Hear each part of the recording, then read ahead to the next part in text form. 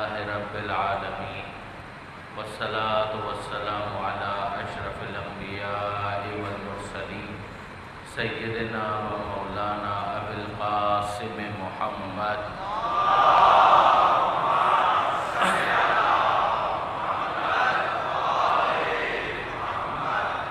وأهل بيته الطيبين الطاهرين المعصومين المظلومين المنتجبين المنتخبين الميامين لا سيما للإمام المنتظر والحجة الثانية عشر الذين أذهب الله عنهم الرجس وطهرهم تطهيرا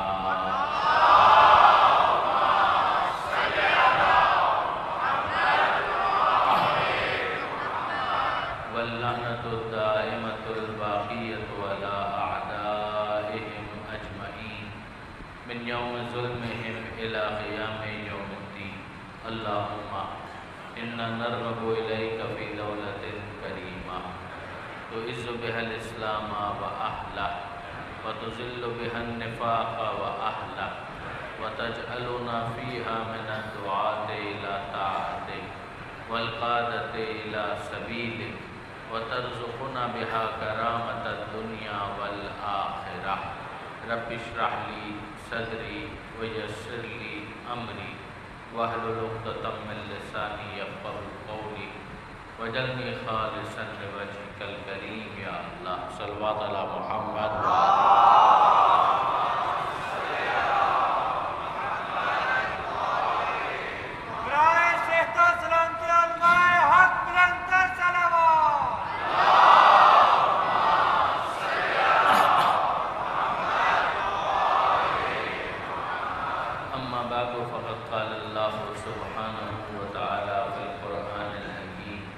بسم الله الرحمن الرحيم لا تحسبن الذين قتلوا في سبيل الله أمواتا بل أحياء عند ربهم يرزقون صلوات على محمد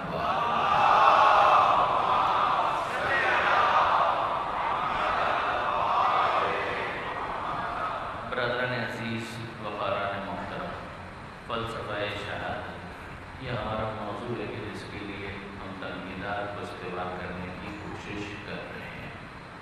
جو آیت میں نے آپ کے سامنے تلاوت کرنے کا شرف حاصل کیا سورہ آل عمران کی نسبتاً معروف آیت ہے کہ جس میں پروردگار عالم یہ ارشاد فرماتا ہے کہ لا تحسبن الذین قتلوا گمان بھی نہ کرنا کہ وہ لوگ جو قتل کر دیے گئے فی سبیل اللہ اللہ کی راہ میں ان کے بارے میں یہ گمان بھی نہ کرنا کہ یہ مردہ بل احیاء بلکہ یہ زندہ ہیں عند ربہم یرزقون اور وہ اپنے رب کے پاس مسلسل رزق پا رہے ہیں.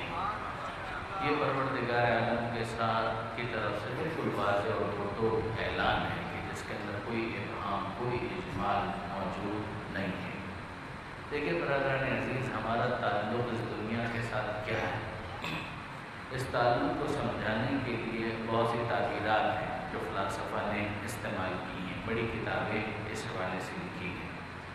ایک کتاب جس کی طرف میں آپ کو متوجہ کرنا چاہوں گا خاص طور پر اپنے نوجوان دوستوں کو وہ مرحوم آیت اللہ شہید مرتضیٰ مطہری کی کتاب ہے. اس کتاب کا نام ہی یہ ہے فلسفہ شہادت اور انہوں نے مختلف جہات سے شہادت کے فلسفے پر روشنی ڈالی ہے.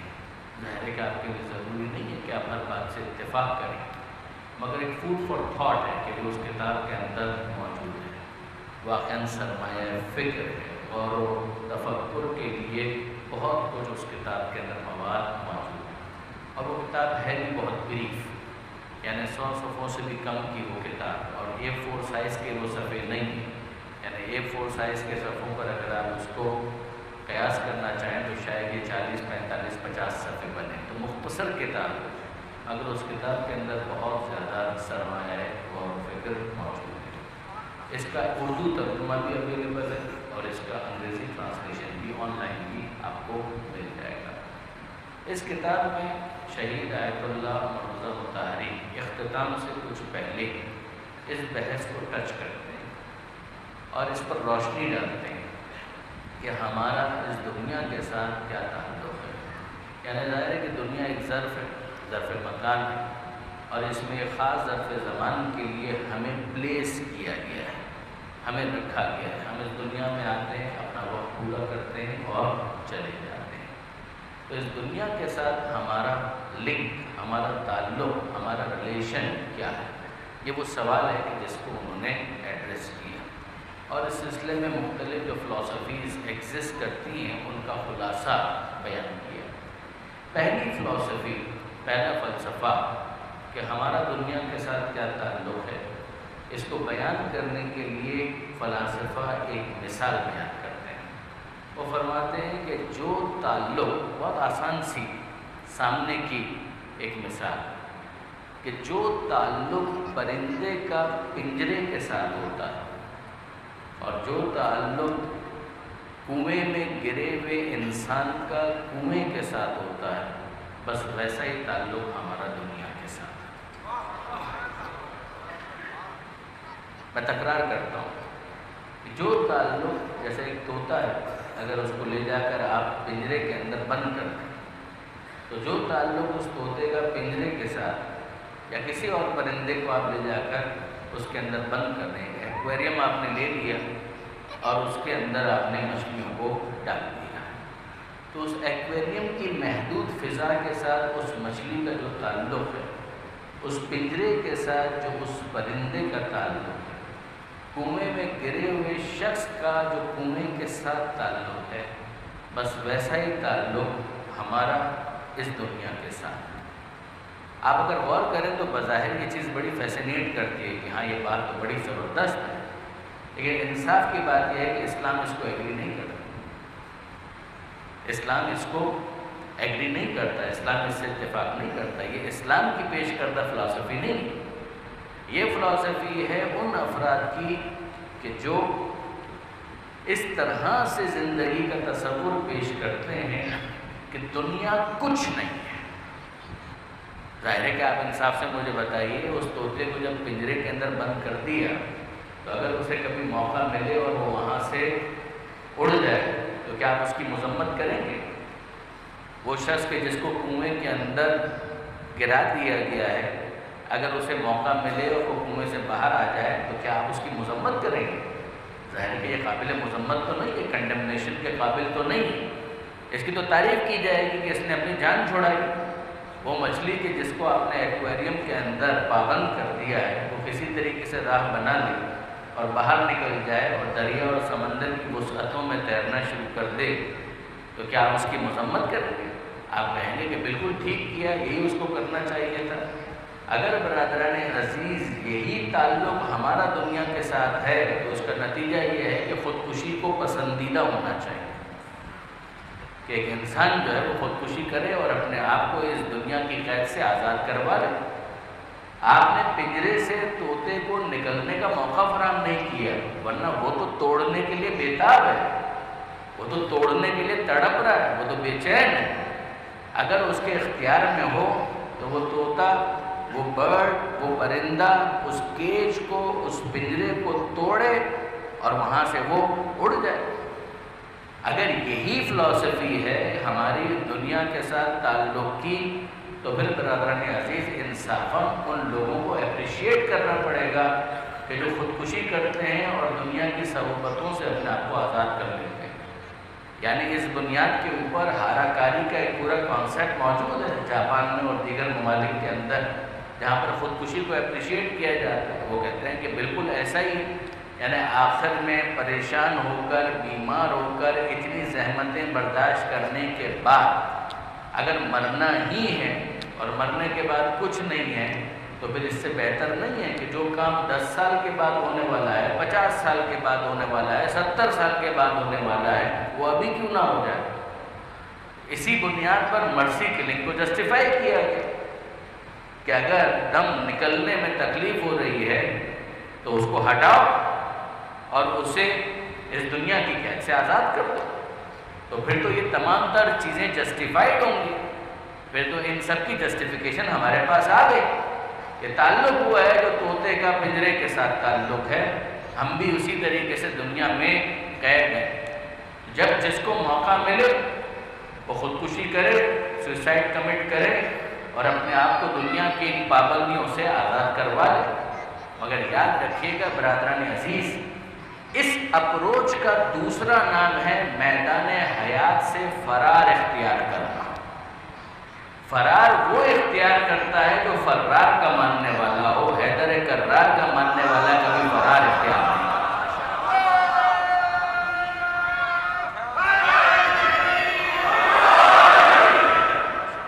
جو میدان جنگ سے کبھی فرار نہ کرتا ہو وہ میدان حیات سے کیوں کر فرار اختیار کرے گا؟ تو جو مولا کا دیا گیا درس ہے وہ تو یہ ہے کہ ڈٹ کر مقابلہ کرو۔ تو یہ ایک فلسفی ہے کہ جس کو بہرحال اسلام اس کے اوپر کراس نہیں کرتا۔ اسلام کہتا ہے کہ بظاہر کتنا ہی یہ فیسینیٹ کرے، کتنا ہی اچھا لگے، ذہن میں بہت زیادہ مزین ہو کر اس کا نقش بیٹھ رہا ہو، لیکن ہم اس کو قبول نہیں کرتے۔ اس کا نتیجہ یہ ہے کہ دنیا کچھ نہیں اور دنیا کے آگے بھی کچھ نہیں ہے۔ جب دنیا کچھ نہیں ہے اور دنیا کے آگے بھی کچھ نہیں ہے تو پھر ہمیں قید کر دیا گیا ہے۔ جس کو موقع ملے وہ اس پرندے کی طرح سے اڑنے کی کوشش کرے کہ جس کو کبھی کسی موقع پر پنجرے کا دروازہ کھلا مل گیا اور اس نے اسکیپ کرنے کا فیصلہ کر لیا۔ ہم اس کی مذمت نہیں کرتے، مگر اگر کوئی خودکشی کرے وہ قابل مذمت ہے۔ یہ ایک کانسیپٹ ہے۔ اب آئیے دوسرا کانسیپٹ، یہ بالکل پولرائزیشن کی طرف ہے، 180 ڈگریز کے اوپر، یعنی یہ اس ایکسٹریم پر اور اب یہ دوسرا ایکسٹریم۔ آغا مطہری نے مولانا روم کے حوالے سے، اب ظاہر ہے کہ ان کی مثنوی بہت معروف، مولوی مانوی مثنوی مولانا روم، ان کے حوالے سے نقل کیا اور ایک مشہور فلاسفر کو کوٹ کیا، گریک فلاسفر جالینوس، کہ مولانا روم ان کو کوٹ کرتے ہیں اور وہ فرماتے ہیں کہ جالینوس کا یہ ماننا تھا کہ مجھے یہ زندگی اتنی پسند ہے، یہ زندگی مجھے اتنی عزیز ہے، it is so dear to me, کہ اگر مجھے اس طرح سے زندہ رہنے کا موقع ملے کہ نہ اس زندگی میں کوئی سکون ہو، نہ اس زندگی کے اندر کوئی آرام، اس زندگی میں کوئی کمفرٹ نہ ہو، تو بھی میں زندہ رہنے کو پسند کرتا ہوں، میں موت کو ناپسند کرتا ہوں۔ جو میں نے آپ سے عرض کیا پولز اپارٹ، اس کے لیے خود انہوں نے ایک مثال دی۔ انہوں نے کہا کہ اگر مجھے اس طرح سے زندہ رہنے کا موقع ملے، توجہ کیجئے گا، کہ میرا پورا وجود خچر کے اندر ڈال دیا جائے، صرف میرا چہرہ باہر اور اس چہرے کے ذریعے سے مجھے سانس لینے کا موقع ملے اور مجھے اس طرح سے زندہ رہنے کا موقع ملے، اس طرح کی زندگی کو بھی میں موت پر ترجیح دیتا ہوں، پسند کرتا ہوں۔ آپ نے غور فرمایا؟ یعنی اس زندگی کے اندر کوئی لطف نہ ہو، کوئی مزہ نہ ہو، کوئی مقصد نہ ہو، کوئی ہدف نہ ہو، کوئی آبجیکٹو نہ ہو، کوئی کمفرٹ نہ ہو، ایسی زندگی ہو کہ جو سراسر عبرت بن جائے، مگر اس کے باوجود میں زندہ رہنے کو پسند کرتا ہوں، میں موت کو ناپسند کرتا ہوں، میں موت پر بہرحال اس کو ترجیح دیتا ہوں۔ کہاں وہ ایک فلسفی کہ جس کے اندر یہ کہا گیا کہ جناب علی سب کچھ موت ہے، پنجرے کے اندر جس طرح سے طوطے کو قید کر دیا گیا ہے اسی طرح سے تمہیں دنیا کے اندر قید کر دیا گیا ہے، بالآخر تم نے مر جانا ہے تو آج کیوں نہیں۔ اور کہاں یہ فلسفی کہ جس کے اندر بالکل دوسرے ایکسٹریم کے اوپر کہ موت کا مطلب ہے فنا، موت کا مطلب ہے ختم ہو جانا۔ جب موت خاتمے کا نام ہے اور زندگی بقا کا نام، تو پھر زندہ رہو، چاہے کسی طرح سے بھی تمہیں زندہ رہنے کا موقع ملے۔ سو مچ سو کہ آئی ریپیٹ کہ اگر پورا وجود خچر میں ڈال دیا جائے اور صرف سانس لینے کے لیے منہ باہر، تو اس طرح سے بھی اگر تمہیں زندہ رہنے کا موقع ملے تو ایسی زندگی کو بھی موت پر ترجیح دو۔ اسلام کس کو سیکنڈ کرتا ہے، اس کو یا اس کو؟ نہ اس کو نہ اس کو۔ اسلام نہ اس کو پسند کرتا ہے نہ اس کو پسند کرتا ہے۔ اس فلسفی کا نتیجہ کیا ہے؟ اس فلسفی کا نتیجہ یہ ہے کہ جناب علی دنیا کچھ نہیں، اور اس فلسفے کا نتیجہ یہ ہے کہ دنیا سب کچھ ہے۔ ایک نے کہا دنیا کی کوئی حیثیت نہیں، اور دوسرے نے کہا کہ دنیا سب کچھ ہے۔ اسلام کیا کہتا ہے؟ آقا مطہرین نے واقعاً اس کو بڑا ایلوکوینٹلی ایکسپلین کیا۔ وہ فرماتے ہیں کہ اسلام کی نظر میں انسان کا دنیا سے وہی تعلق ہے جو ایک طالب علم کا اسکول کے ساتھ ہوتا ہے، جو ایک کسان کا کھیت کے ساتھ ہوتا ہے۔ ایک طالب علم کا جو اسکول کے ساتھ تعلق ہے، مدرسے کے ساتھ تعلق ہے، جو تعلق اس کا اسکول کے ساتھ ہے، جو تعلق ایک فارمر کا فیلڈ کے ساتھ ہے، ایک کسان کا کھیت کے ساتھ ہے، کا بالکل ویسا ہی تعلق ایک انسان کا دنیا کے ساتھ ہے۔ اس کا مطلب کیا؟ کیا اسکول سب کچھ ہے؟ جواب جی نہیں۔ کیا اسکول کچھ بھی نہیں ہے؟ جواب جی نہیں۔ کیا کھیت سب کچھ ہے؟ جواب جی نہیں۔ کیا کھیت کچھ بھی نہیں ہے؟ جواب جی نہیں۔ اسکول جاؤ ایک اچھے دن کی امید پر، کھیت میں کام کرو ایک اچھے دن کی امید پر۔ دیکھیے برادران عزیز، وہ بچہ جو اسکول جا رہا ہے، ہو سکتا ہے کہ ابتدا میں اسے اسکول جانا اچھا نہ لگے، جس طرح سے اس دنیا میں بچے کو آنا اچھا نہیں لگتا۔ جو کل بات بھی ہوئی کہ وہ رو رہا ہے، گریہ کر رہا ہے، مگر اس کے تکامل کے لیے، اس کی تکمیل کے لیے، اس کی ترقی کے لیے ضروری ہے کہ وہ اس دنیا میں آئے، سانس لے۔ اسے اچھا نہیں لگ رہا، مگر لیٹر فیز میں وہ سمجھ جائے گا کہ اسے اس دنیا میں کیوں بھیجا گیا۔ بالکل اسی طریقے سے آپ جانتے ہیں ابتداءً بچوں کے لیے مشکل ہوتا ہے کہ اسکول کے اجنبی ماحول میں اپنے آپ کو ایڈجسٹ کریں، لہٰذا بہت سارے انسینٹیوز دیے جاتے ہیں، گیمز وہاں پہ رکھے جاتے ہیں، کھلونے رکھے جاتے ہیں، وہاں پر ان کے لیے مختلف چیزوں کو فراہم کیا جاتا ہے، ٹافیز رکھی جاتی ہیں، جس کے ذریعے سے ان کو راغب کیا جا سکے کہ وہ یہاں پر اپنے آپ کو ایڈجسٹ کریں۔ مگر میں آپ سے سوال کرتا ہوں، ابتداءً جو ماں باپ بھیج رہے ہیں وہاں پر اسکول میں، تو کیوں بھیج رہے ہیں؟ اور بعد میں لیٹر فیز کے اندر یہ بچہ بڑے ہونے کے بعد جب میچور ہو جاتا ہے تو یونیورسٹیز جانے کے لیے تیار ہو جاتا ہے، دوسرے شہر اور دوسرے ملک جانے کے لیے تیار ہو جاتا ہے۔ یہ کیوں تیار ہو جاتا ہے؟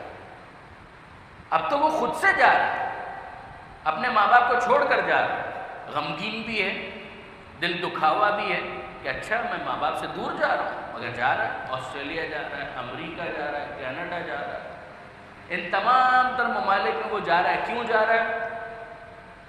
ایک اچھے دن کی امید پر جا رہا ہے۔ وہ اسکول جا رہا ہے اس لیے نہیں کہ اسکول سب کچھ ہے، اور اس لیے بھی نہیں کہ اسکول کچھ بھی نہیں ہے، وہ اس لیے وہاں پر جا رہا ہے کہ وہ پڑھے گا، لکھے گا، کچھ حاصل کرے گا، اور ایک وہ دن آئے گا جب اسے ڈگری تھما دی جائے گی کہ now you are qualified enough to go back, اب تم اس قابل ہو گئے ہو، واپس جا سکتے ہو۔ اب میں آپ سے پوچھتا ہوں کہ اگر اس نے اپنی اصل کو فراموش نہیں کیا، اپنی روٹس کو نہیں بھولا، اپنی اوریجن کو اس نے فراموش نہیں کیا، تو وہ کیا کہے گا؟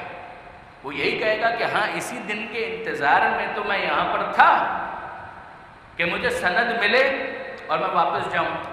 اب جب وہ واپس جا رہا ہے تو ظاہر ہے کہ وہاں کے ماحول میں جب اس نے اتنا عرصہ گزارا ہے، تو آپ انصاف سے مجھے بتائیے وہاں پر بھی کچھ نہ کچھ میلان قلبی انکلینیشن ڈیولپ تو ہو چکا ہے۔ اسکول کے بہت سے کولیگز ہیں، ساتھی ہیں، پیئرز ہیں، کلاس فیلوز ہیں، اساتذہ ہیں، وہ سب ہیں، تو وہاں ان سے اب وہ جدا ہو رہا ہے، اور جدا ہو رہا ہے تو دل دکھی ہو رہا ہے۔ کیا آپ میں سے کوئی ایک بھی اس کو یہ مشورہ دے گا کہ ہاں بھائی تمہارا 8-10 سال کا ساتھ ہے، لہٰذا اب اسکول ہی کے اندر رہو؟ آپ میں سے کوئی یہ مشورہ دے گا؟ آپ میں سے کوئی یہ مشورہ نہیں دے گا۔ آپ یہی کہیں گے کہ ہاں تمہیں دکھ ہونا چاہیے، تمہارے دوست ہیں وہ چھوٹ رہے ہیں، تمہارے اساتذہ ہیں وہ چھوٹ رہے ہیں، تمہیں دکھ ہوگا، مگر تم یہاں آئے کیوں تھے؟ یہاں کے بننے کے لیے یا یہاں کچھ بننے کے لیے؟ تم یہاں کے بننے کے لیے نہیں آئے تھے، یہاں کچھ بننے کے لیے آئے تھے، اور پھر تمہارا تعلق اصلاً جہاں سے ہے وہاں پر تمہیں پلٹ کر جانا تھا۔ اب جب تم نے وہ سب کچھ حاصل کر لیا کہ جو تمہارا یہاں مقصود تھا، جو تمہارا آبجیکٹو تھا، تو آؤ پلٹ کر واپس آؤ. تمہارے جو اصل رشتہ دار ہیں وہ تمہارے منتظر ہیں. وہ یہ کہہ رہے ہیں پلٹ آ، پلٹ آ، نفس مطمئنہ کے ساتھ پلٹ آ.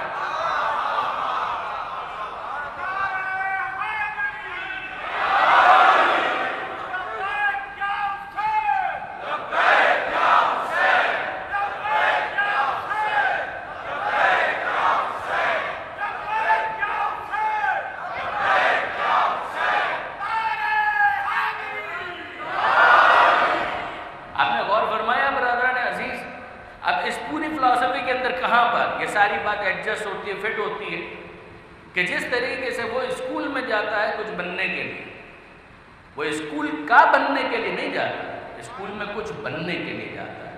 اسی طریقے سے خدا نے دنیا میں بھیجا ہے دنیا کا بننے کے لیے نہیں، دنیا میں کچھ بننے کے لیے.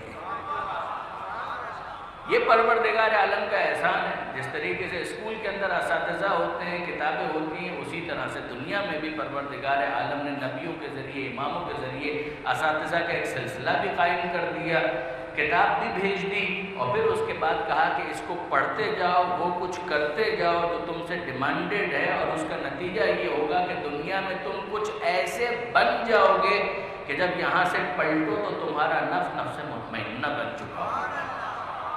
اب تمہارے نفس میں اضطراب نہیں ہوگا. اب جب تم یہاں سے جاؤ گے تو تمہارا دل مطمئن ہوگا.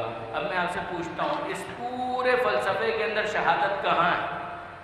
یہ تو نارمل ڈیتھ ہے کہ جس کے تحت ایک انسان چلا گیا. وہ شخص قابل مذمت ہے کہ جو اسکول جانے کے لیے تیار نہ ہو. وہ قابل مذمت ہے جو اسکول جائے، پاس ہو جائے اور واپس آنے کے لیے تیار نہ ہو. لیکن اب اس کے بعد وہ جو وقت مقررہ پر واپس آنے کے لیے تیار ہے وہ تو قابل تعریف ہے. شہید کس کو کہتے ہیں؟ شہید اس کو کہتے ہیں جسے پروردگار عالم نے ڈبل پروموشن دے کر جلدی پاس کر دیا. ایسے بھی تو ہوتے ہیں نا لائق طالب علم کہ جن کو وقت مقررہ سے بہت پہلے پروموٹ کر کے کہ یو آر ایکسٹرا بریلینٹ، تم ایکسٹرا جینیس ہو، تمہارے لیے ضروری نہیں ہے کہ تم 16 سال مکمل کرو پھر تمہیں میٹرک کی سند دی جائے. تم اس قابل ہو کو 13-14 سال ہی کے سن میں تمہیں اس قابل ڈکلیئر کر دیا جائے کہ تم آگے جا سکتے ہو. جس طریقے سے وہاں پر ڈبل پروموشن کا ایک پروسیجر ہوتا ہے، اسی طریقے سے اگر حالات ایسے ہو جائیں تو کسی کو موقع ملتا ہے کہ وہ شہادت کا تاج سر پہ سجائے اور پروردگار کی طرف سے ڈبل پروموشن حاصل کر لے. درود بھیجیے محمد و آل محمد.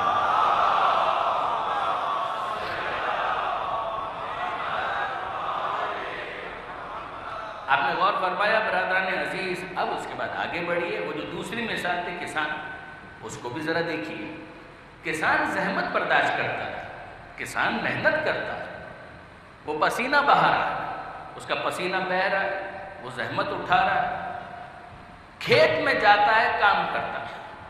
آپ غور فرمائیے برادران عزیز، یہ جب کھیت میں کام کر رہا ہے تو کیا اس کو رزلٹ فوراً مل رہا ہے؟ اس کو رزلٹ فوراً نہیں مل رہا ہے، مگر یہ ایک اچھے دن کی امید پر یہ ساری محنتیں کر رہا ہے. یہ ساری زحمتیں وہ برداشت کر رہا ہے ایک اچھے دن کی امید پر کہ آج جو میں محنت کر رہا ہوں اس کا فائدہ مجھے کب حاصل ہوگا؟ کہ جب یہ فصل اگے گی اس کے بعد اس کا فائدہ مجھے حاصل ہوگا.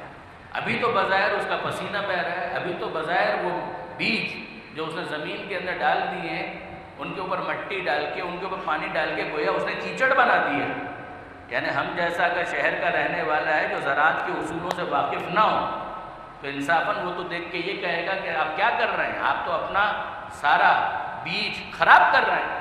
مگر وہ مسکرا کر کہے گا کہ آپ کو مستقبل کے بارے میں معلوم نہیں ہے. آپ اس وقت کو دیکھ رہے ہیں، میں مستقبل کو دیکھ رہا ہوں. آپ نے غور فرمایا جو ویژنری ہوتا ہے وہ آگے دیکھتا ہے. جو ویژنری ہوتا ہے وہ آگے دیکھتا ہے، وہ فقط حال پر اکتفا نہیں کرتا، وہ آگے دیکھ رہا ہوتا ہے. اب میں آپ سے سوال کرتا ہوں برادران عزیز، انصافاً مجھے بتائیے کہ اگر کوئی 10 سال آگے دیکھ رہا ہو تو وہ ویژنری ہے، اگر کوئی 20 سال آگے دیکھ رہا ہو تو بڑا ویژنری ہے، اگر کوئی 100 سال آگے دیکھ رہا ہو تو وہ تو لیڈر ہے، ویژنری ہے، ایسا ویژنری لیڈر کہ 100 سال آگے دیکھ رہا ہے۔ جو 100 سال آگے دیکھے وہ آپ کی نظر میں ویژنری ہے، اور جو دنیا کے آگے آخرت کو دیکھ رہا ہو اس کے بارے میں آپ کیا فرمائیں گے؟ ہاں البتہ یہ کون کرے گا؟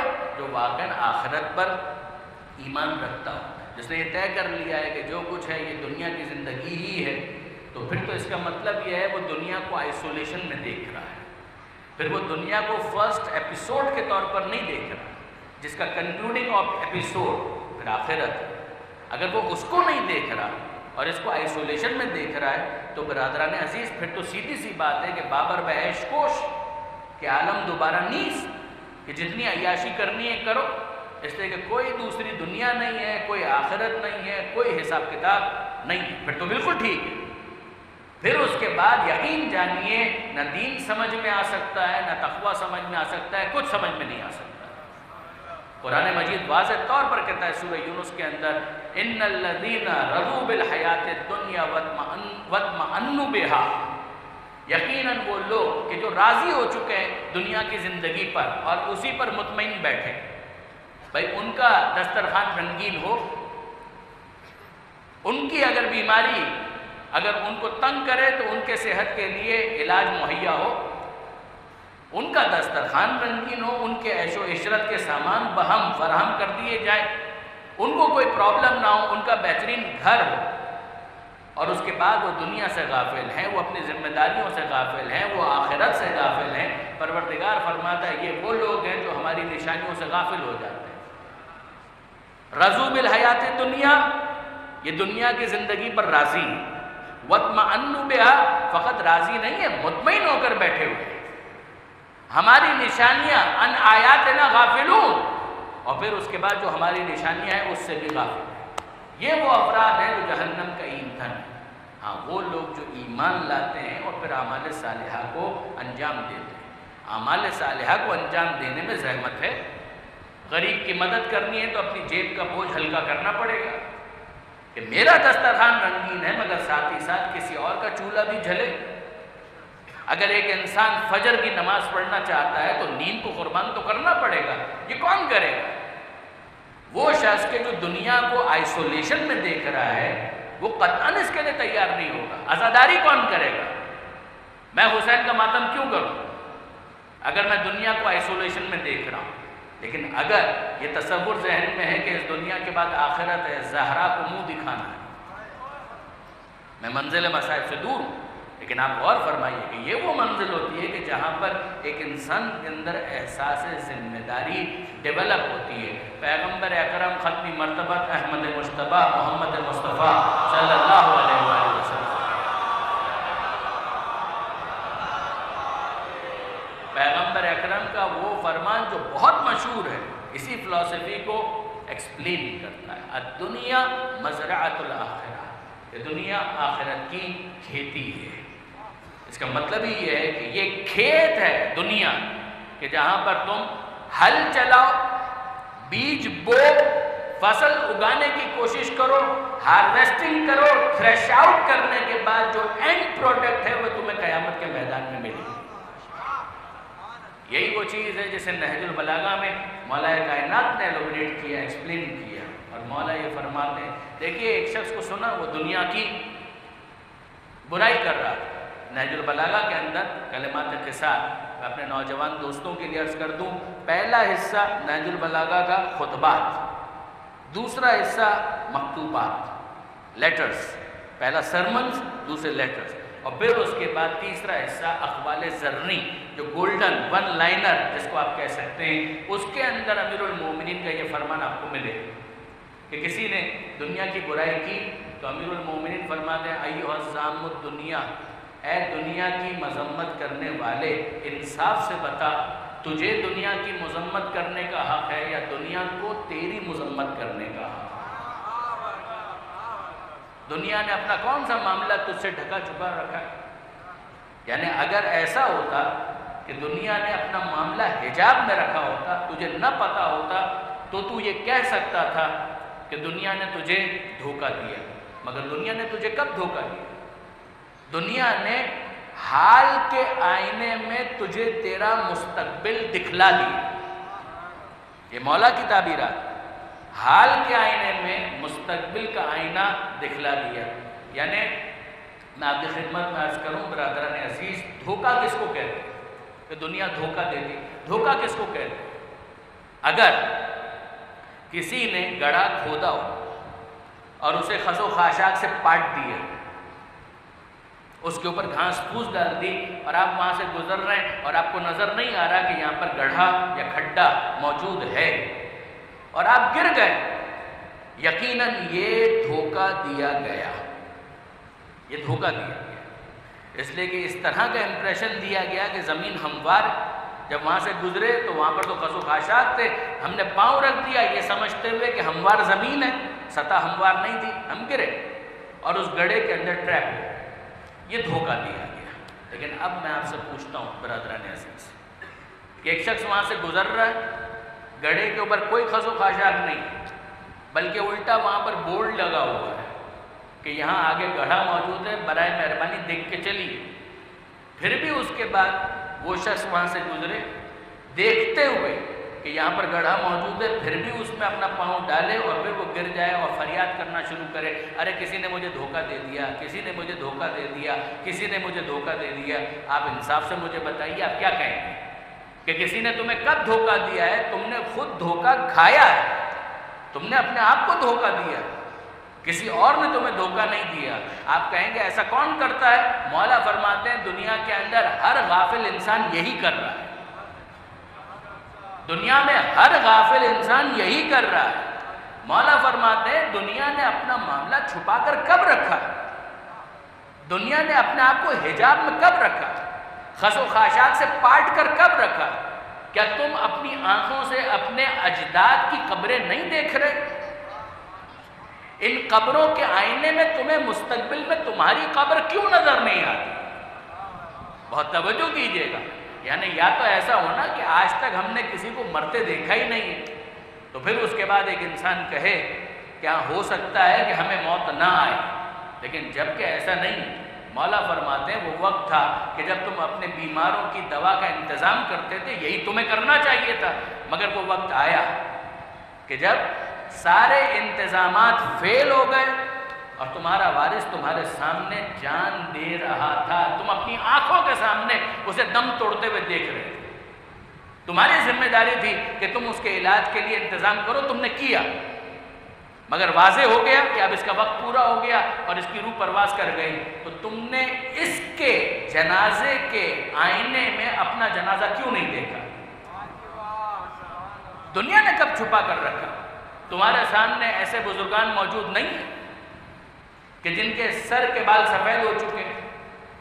یعنی واقعاً آئینے میں اگر میں دیکھتا ہوں اور مجھے بھی اپنی داڑھی کے چند بال سفید نظر آتے ہیں تو یہ اعلان خروج اور اعلان رحیل تو ہے۔ آپ غور فرمائیے برادران عزیز انصافاً کہ وہ جوان جو یہاں موجود ہیں جن کا کوئی ایک بال سفید نہیں، وہ ان بزرگوں کو دیکھ رہے ہیں کہ جن کے سر کے بال سفید ہو چکے، وہ کہ جن کی کمریں بالکل سیدھی ہیں، وہ ایسے بزرگان کو دیکھ رہے ہیں کہ جن کی کمر جھک چکی ہے، وہ کہ جن کے دانت سلامت ہیں، وہ ایسے احباب کو دیکھ رہے ہیں کہ وہ ڈھنگ سے کھا بھی نہیں سکتے، جو بالکل صحت مند ہے وہ بیمار کو دیکھ رہا ہے۔ مولا فرماتے ہیں کہ دنیا نے اپنا معاملہ کب چھپا کر رکھا تھا؟ دنیا نے اپنا معاملہ بالکل واضح کر دیا تھا۔ ان آئینوں میں تم اپنی شکل دیکھنا نہیں چاہتے، اس کا مطلب یہ ہے دنیا نے تمہیں دھوکہ دیا نہیں ہے، تم نے اپنے آپ کو دھوکہ دیا ہے۔ آپ نے غور فرمایا برادران عزیز؟ پھر مولا فرماتے ہیں کہ دنیا اگر مثبت نگاہ سے دیکھو تو یہی وہ دنیا ہے کہ جو ملائکہ کے اترنے کی جگہ ہے، یہی وہ دنیا ہے کہ جو سجدہ کرنے کی جگہ ہے۔ مولا پھر ایک تعبیر استعمال کرتے ہیں، مت جرو اولیاء اللہ، یہ دنیا اولیاء خدا کی تجارت کی جگہ، ایک بزنس ہب ہے، ایک مارکیٹ پلیس ہے، ایک ایسی جگہ ہے کہ جہاں پر دکان لگائی جاتی ہے۔ دکان کیوں لگائی جاتی ہے؟ تاکہ تاجر کاروبار کرے اور اس منافع کو قیامت کے لیے ذخیرہ کرے۔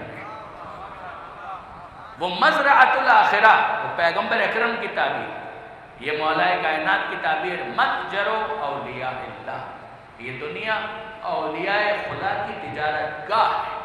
یہ جب وہاں پہنچیں گے تو دنیا کو برا نہیں کہیں گے، دنیا کا شکریہ ادا کریں گے کہ یہ دنیا تھی کہ جس کی وجہ سے ہمیں یہ اپورچونٹی ملی، اور اس اپورچونٹی کو ہم نے کیپٹلائز کیا، اور جب کیپٹلائز کیا تو اس کا نتیجہ اس فائدے کی صورت میں ظاہر ہوا کہ جو جنت میں نعمتوں کی صورت میں ہمیں دیا گیا۔ درود بھیجیے محمد و آل محمد۔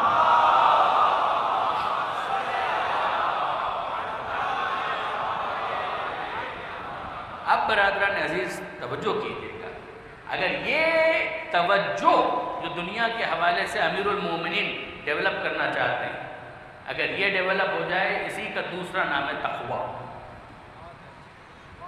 اگر کوئی شخص مجھے یہ کہے کہ تقوی کس چیز کا نام ہے، تقوی اس احساس ذمہ داری کا نام ہے کہ دنیا میں پروردگار عالم نے عیش و عشرت اور عیاشی کے لیے نہیں بھیجا، پروردگار عالم نے کسی ذمہ داری کی تکمیل کے لیے اس دنیا کے اندر ہم سب کو بھیجا ہے۔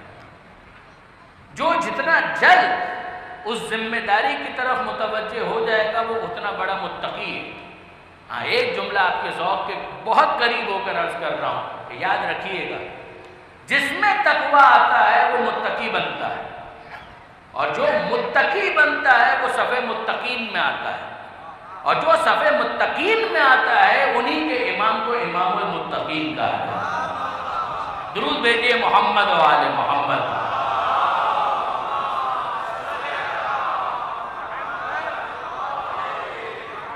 آپ نے غور فرمایا برادران عزیز؟ اب ذرا دیکھیے، امیر المومن وہی نہج البلاغہ، جب مولا صفین کی جنگ سے واپس آ رہے، راستے میں ایک قبرستان نظر آیا، اور مولا کائنات نے اپنے ساتھیوں سمیت قبرستان کے ان مکینوں کو مخاطب کیا۔ خطاب امیر المومنین کا ہے۔ مولا کیا فرما رہے ہیں؟ نہج البلاغہ کے اندر یہ موجود ہے، وہی کلمات قصار کے اندر، اور واقعاً یہ سننے والا جملہ۔ مولا فرماتے ہیں، یا اہل الدیار الموحشہ والمحال المغفرہ والقبور المسلمہ، یا اہل التربہ، یا اہل الغربہ، یا اہل الوحدہ، یا اہل الوحشہ۔ یہ خطاب ہے، ابھی مولا نے ایڈریس کیا ہے۔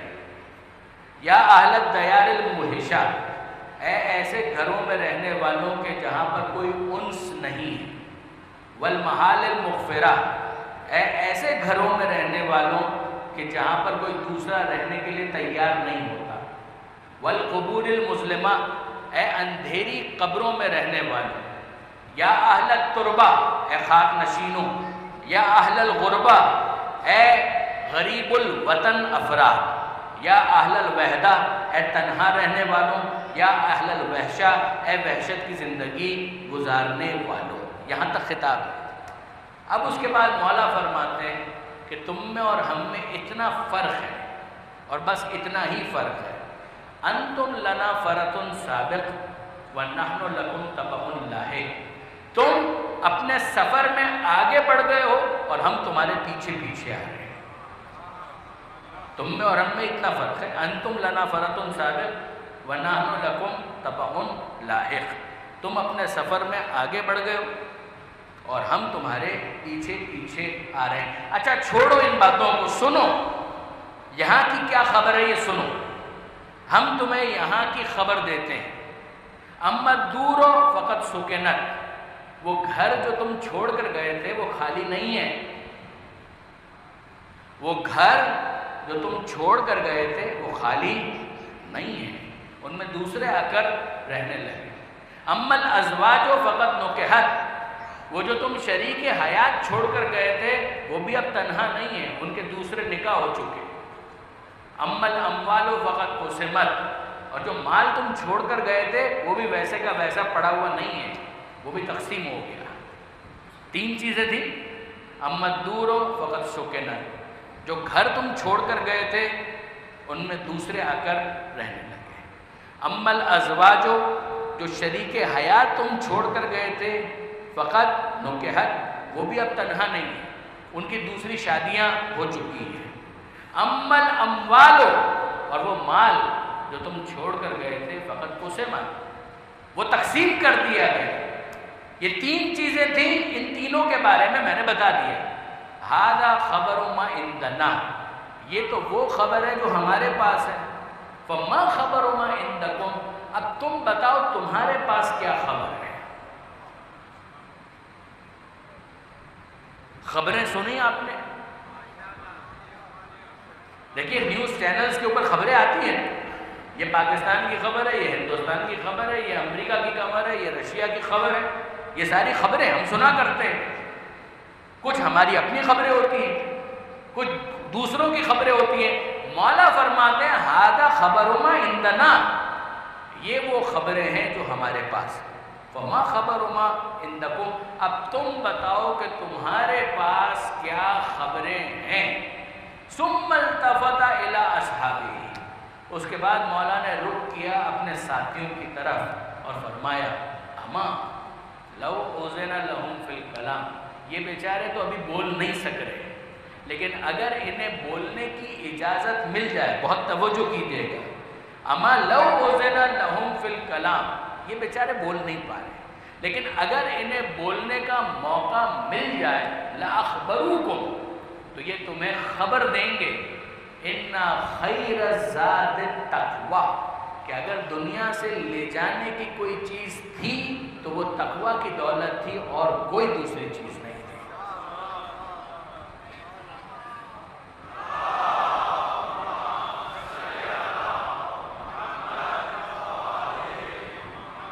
میں آپ کی پوری توجہات چاہتا ہوں، ذرا غور کیجیے. مولا کائنات نے اس میں 3 باتوں کا تذکرہ کیا ہے. گھر، نمبر 2 ازواج، اور نمبر 3 مال. اور پھر اس کے بعد کہا کہ ان میں سے کوئی بھی فارغ نہیں ہے، یہ سب کے سب کسی نہ کسی کے یوز میں آ چکے ہیں. اور پھر فرمایا کہ اگر ان کو بولنے کی اجازت مل جائے، تو اب تو یہ جا چکے ہیں نا اس دنیا سے، تو یہ تمہیں بتائیں گے کہ دنیا سے اگر کوئی لے جانے والی چیز تھی تو وہ تقوی کی دولت تھی، اس کے علاوہ اور کچھ نہیں. مولا کیا سمجھانا چاہ رہے ہیں؟ میرے نوجوان دوست خاص توجہ کریں. مولا کیا سمجھانا چاہ رہے ہیں؟ کیا مولا یہ کہنا چاہ رہے ہیں کہ دنیا میں رہتے ہوئے تمہیں گھر نہیں بنانا چاہیے؟ کیا مولا یہ کہنا چاہتے ہیں کہ دنیا میں رہتے ہوئے تمہیں شادی نہیں کرنا چاہیے؟ کیا مولا یہ کہنا چاہتے ہیں کہ دنیا میں رہتے ہوئے تمہیں مال نہیں کمانا چاہیے؟ ان میں سے کون سی چیز ایسی ہے کہ جو مولا کہنا چاہتے ہیں؟ برادران عزیز یاد رکھیے گا، نہ اسلام گھر بنانے کا مخالف ہے، نہ اسلام شادی کا مخالف ہے، نہ اسلام مال کمانے کا مخالف ہے.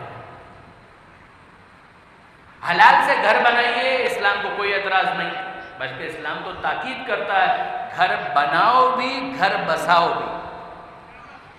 اسلام تو تاکید کرتا ہے، تو یہ قابل مذمت تو نہیں ہو سکتا. حلال سے اگر کوئی گھر بنا رہا ہے، اسلام کو کوئی اعتراض نہیں. حلال سے کوئی گھر بسا رہا ہے، اسلام کو کوئی اعتراض نہیں ہے.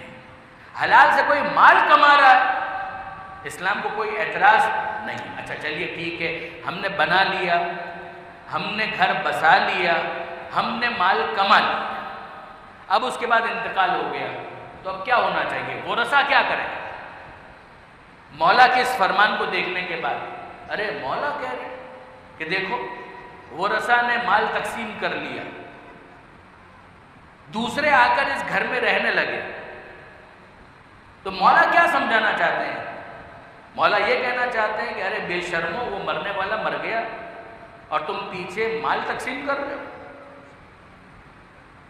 تم ان کے گھروں کے اندر رہنا شروع کر دیتے ہو، اور اگر کسی کی کوئی شریک حیات ہے تو پھر اسے دوسرے نکاح کا کوئی حق نہیں. مولا کیا کہنا کیا چاہ رہے ہیں اس کے اندر؟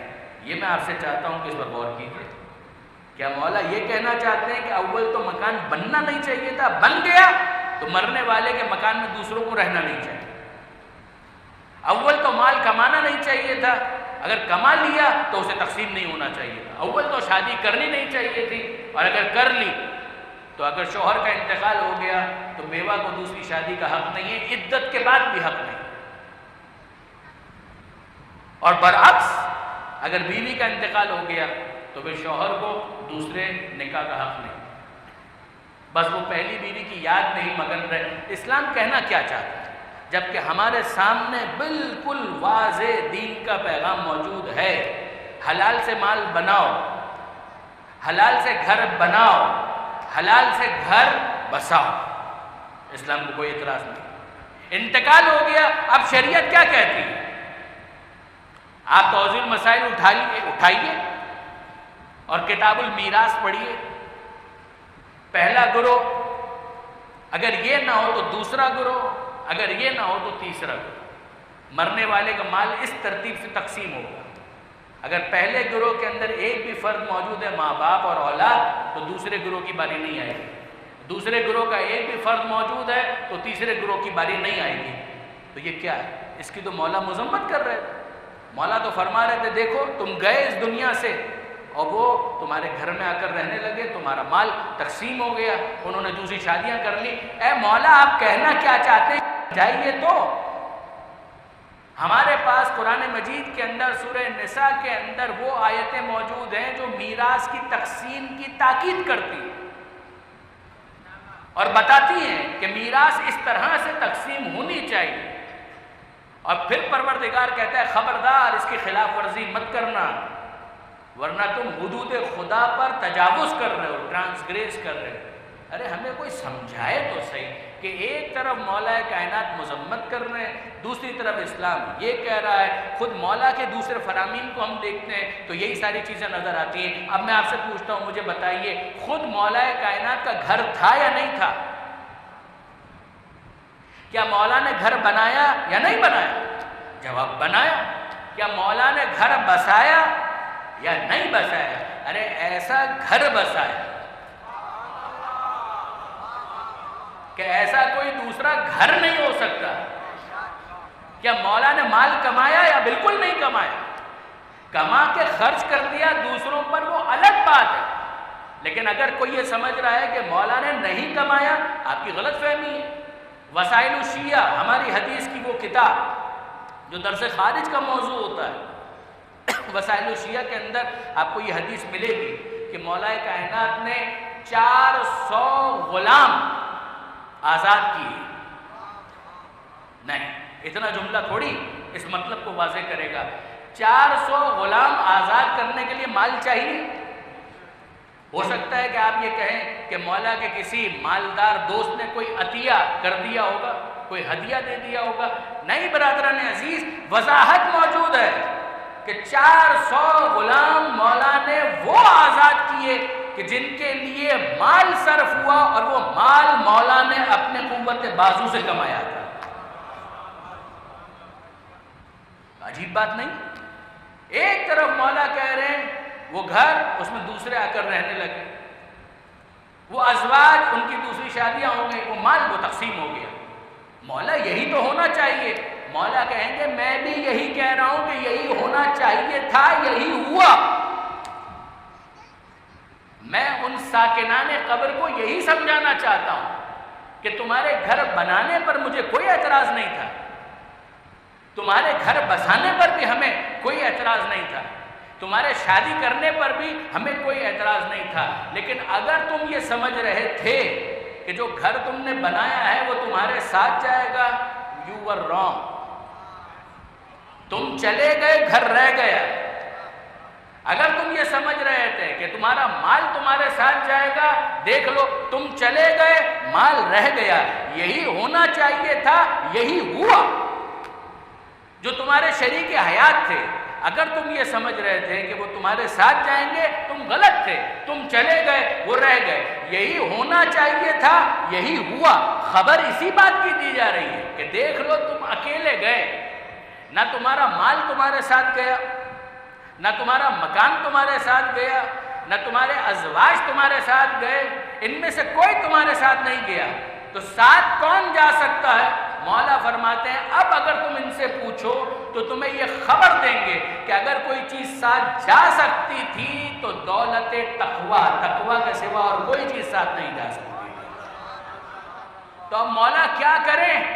مکان نہ بنائے؟ اب بناؤ، مکان تو پھر بھی رہ جائے گا، مگر مکان ایسا بناؤ کہ چاہے وہ یہاں پر رہ جائے مگر تمہاری تقویٰ کی دولت میں اضافہ کر دے۔ کیا مولا ہم شادی نہ کرے گا؟ شادی کرو، مگر شادی اس سے کرو کہ جو تمہارے تقویٰ کی دولت میں اضافے کا مقدمہ بن جائے۔ کیا مولا ہم مال نہ کمائے؟ کماؤ، مگر مال ایسا کماؤ کہ جس کے نتیجے میں تمہاری تقویٰ کی دولت میں اضافہ ہو جائے۔ درود بھیجیے محمد و آل محمد۔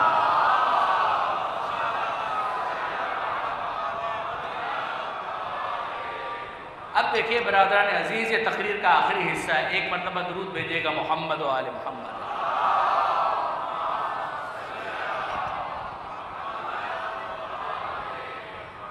اور میں چاہتا ہوں کہ اس کی تھوڑی سی اور تشریح ہو جائے تاکہ منزل مصائب تک پہنچنے میں ہمارے لیے آسانی ہو۔ یہ تینوں چیزیں آپ کے لیے واضح ہیں، یہی تینوں چیزیں عام طور پر ٹارگٹ ہو: گھر بنانا، گھر بسانا جس میں شادی بھی ہے، اولاد بھی ہے، مال کمانا تاکہ مستقبل محفوظ ہو جائے، دنیا کا جو بھی محدود مستقبل ہے وہ محفوظ ہو جائے۔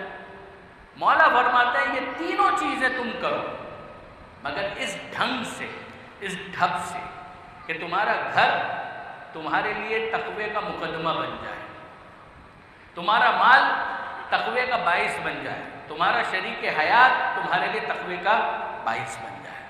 یہ تینوں چیزیں تمہارے پاس ہوں مگر تقوی کا مقدمہ بن کر، پھر ہم کہیں مولا پھر یہ ہمارے ساتھ جائیں گے؟ ساتھ پھر بھی نہیں جائیں گے، مگر وہ تقوی تمہارے ساتھ جائے گا جو ان کے ذریعے سے حاصل ہوا ہے۔ گھر کے بارے میں آئیے، چھٹے امام امام جعفر صادق علیہ السلام۔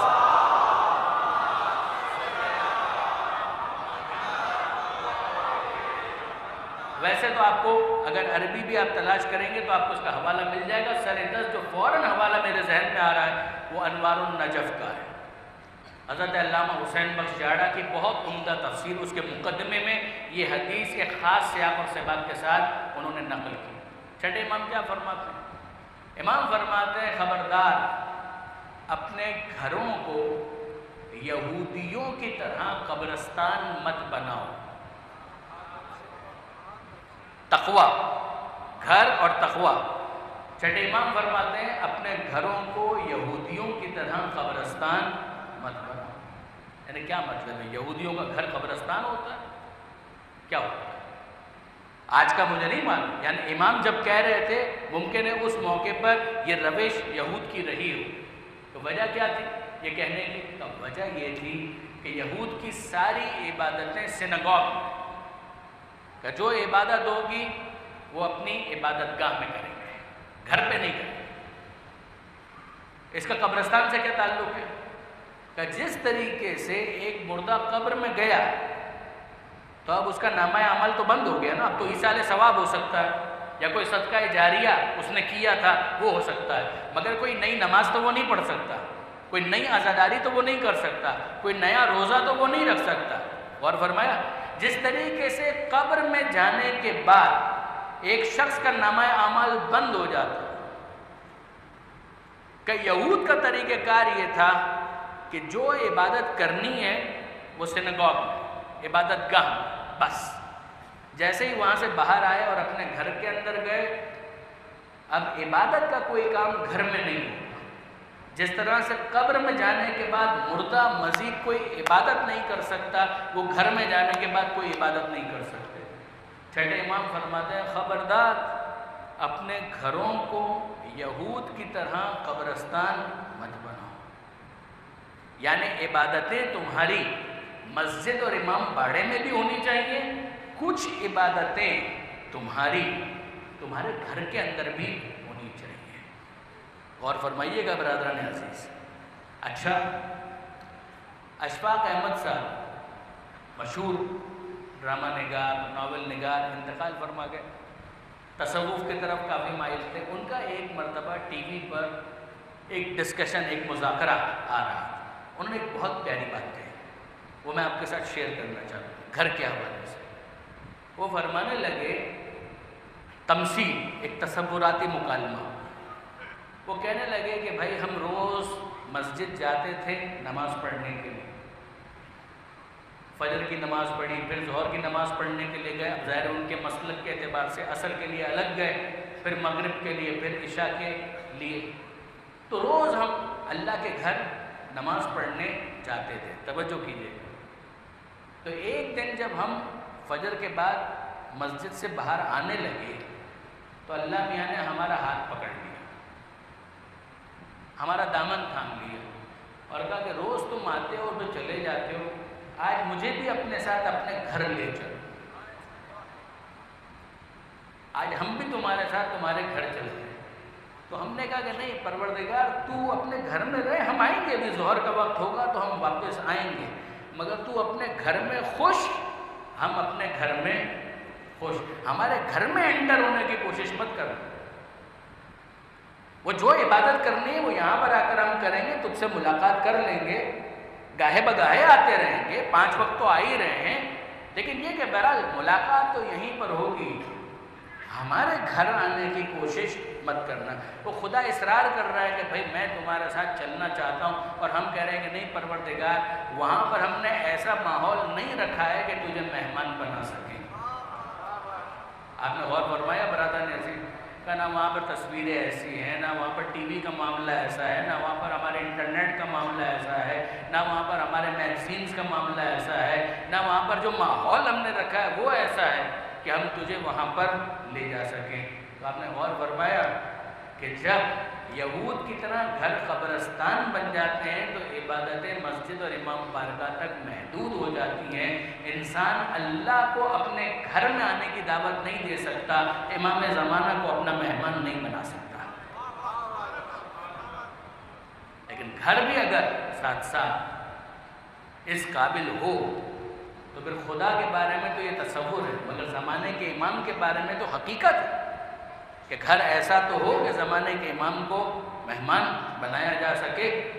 اب آپ دیکھیے علماء کرام سے آپ پوچھئے گا، واجب نمازیں جس طرح سے عزاداری کا معاملہ، یقین جانیے جو ہمارے بزرگان نے یہ رسم رکھی، بہت سوچ سمجھ کر رکھی، گھر کی مجلس، کہ ایک مجلس ہے جو امام باڑے میں ہو رہی مگر صرف امام باڑے ہی میں مجلس ہوگی، کہ نہیں، جتنے مومنین ہیں ان کے گھر میں بھی مجلس ہونی چاہیے. کیا اسی اہتمام کے ساتھ؟ کوئی ضروری نہیں. اگر گنجائش نہیں ہے تو کوئی ضروری نہیں، مگر اتنا تو ہو کہ آپ اپنے گھر کے فیملی ممبرز کے ساتھ بیٹھ جائیں.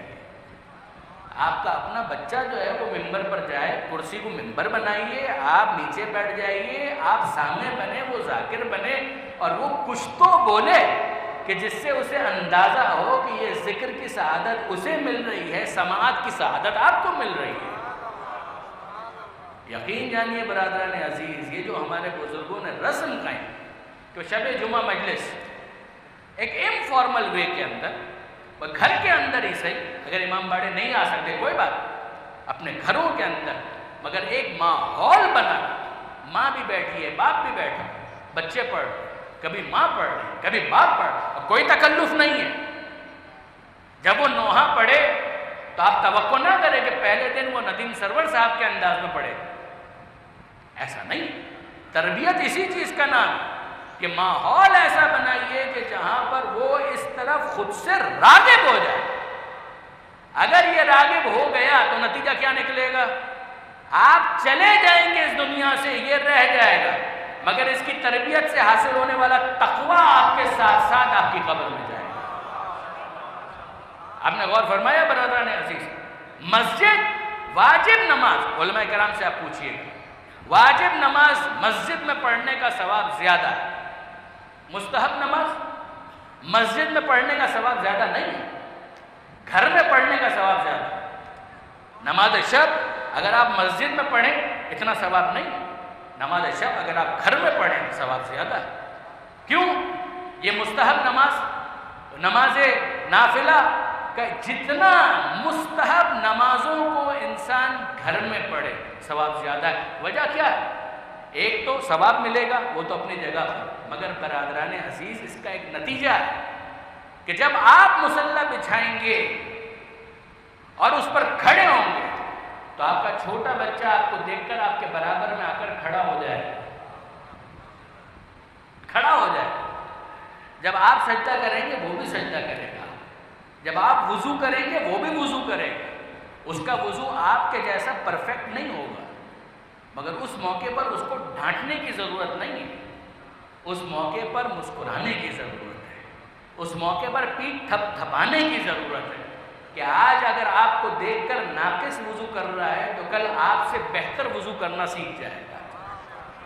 اگر آج آپ کو دیکھ کر وہ سجدے میں جا رہا ہے، کوشش کر رہا ہے، اس کو نہیں معلوم ہے کہ مصلی کیا ہوتا ہے، اسے نہیں معلوم سجدہ گاہ کیا ہے، لیکن اگر وہ آپ کو دیکھ کر آج سجدے میں جا رہا ہے تو کل وہ دن آئے گا کہ وہ آپ سے بہتر نمازی بھی بنے گا، آپ سے بہتر ماتنی بھی بنے گا۔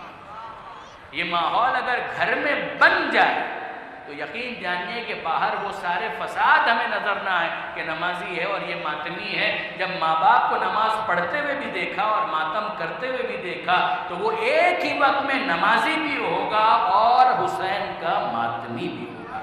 درود بھیجیے محمد و آل محمد۔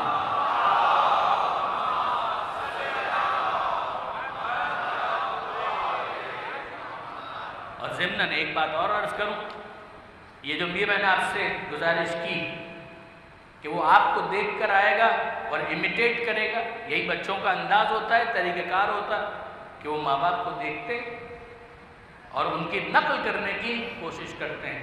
مولا کے القاب ایک لقب ہے کرم اللہ وجہہ، جو ہمارے برادران کو بہت پسند ہے اور میں اس کو اپریشیٹ کرتا ہوں، میں اس کو بہت اپریشیٹ کرتا ہوں۔ کرم اللہ وجہہ یعنی دیگر صحابہ سے بھی ممتاز کرنے کے لیے وہ مولا کا جب ذکر کرتے ہیں تو کہتے ہیں حضرت علی کرم اللہ وجہہ، علی کہ جس کے چہرے پر اللہ کا خاص کرم تھا۔ یہ لقب کیوں دیا گیا مولا کو؟ تو کہا گیا کہ جناب دیکھیے سب نے بتوں کے آگے سجدہ کیا، علی وہ ہے کہ جس کی پیشانی کسی بت کے آگے جھکی نہیں ہے۔ ہم نے کہا بہت خوب، یہ تو آپ نے بہت زبردست بات کی، تو علی کی پیشانی کبھی نہیں جھکی بت کے سامنے؟ کہا کبھی نہیں جھکی۔ کہا نہیں جوانی کی میں بات نہیں کر رہا، مجھے بچپن کا بتائیے۔ کہا بچپن میں بھی نہیں جھکی، علی نے بچپن میں بھی کسی بت کو سجدہ نہیں کیا۔ تو اب میں سوال کرتا ہوں کہ آپ کا اپنا مشاہدہ ہے کہ اگر ماں باپ خدا کو سجدہ کریں تو بچے بھی خدا کو سجدہ کرنے لگتے ہیں، ماں باپ اگر مورتی کو سجدہ کریں تو بچے مورتی کو سجدہ کرنے لگتے ہیں۔ آپ کا یہ اعلان کرنا کہ کرم اللہ وجہہ، اللہ کا کرم خاص ہے علی کے چہرے پر، یہ علی کے موحد ہونے سے زیادہ ابو طالب کے ایک خدا کو ماننے کی دلیل ہے۔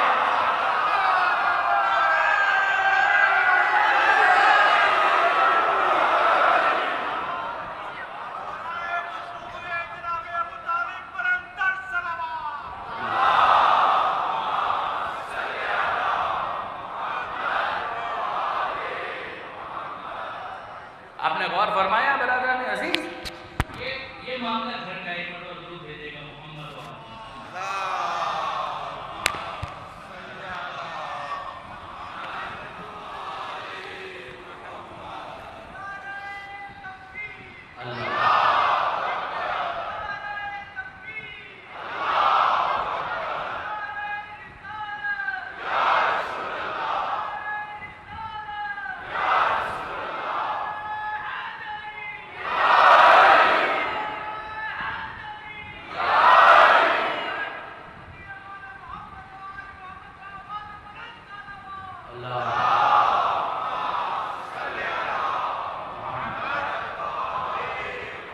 آپ نے غور فرمایا تو تین ہی چیزیں تھیں، گھر بنانا، گھر بسانا اور مال کمانا۔ یہ گھر کے بارے میں، اور دوسرا گھر بسانے کے لیے مال ہوگا تو گھر بسائیں گے، اتنا تو ہو کہ بیوی بچوں کا خرچہ اٹھا سکیں۔ اب میں آپ سے پوچھتا ہوں کیا مال اسلام کی نظر میں مذموم ہے؟ قطعاً نہیں۔ اگر مال نہ ہو تو دین کا کام بھی نہیں ہو سکتا۔ یاد رکھیے گا برادران عزیز، بس ایک جملے میں عرض کرتا ہوں، مال کا ہونا برا نہیں ہے، پروردگار مال کے بعد یہ دیکھنا چاہتا ہے کہ کون قارون بن کر ناکام ہو جاتا ہے اور کون خدیجہ بن کر کامیاب ہو جاتا ہے۔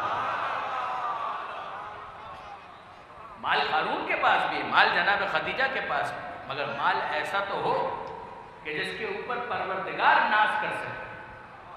سورہ والضحیٰ کے اندر جس طرح سے پروردگار عالم نے جناب ابو طالب کی سرپرستی کو خود سے منسوب کیا، اسی طریقے سے جناب خدیجہ کے مال کو خود سے منسوب کیا۔ وَوَجَدَكَ عَائِلًا فَأَغْنَىٰ، اے حبیب اللہ نے آپ کو تنگ دست پایا تو غنی کر دیا۔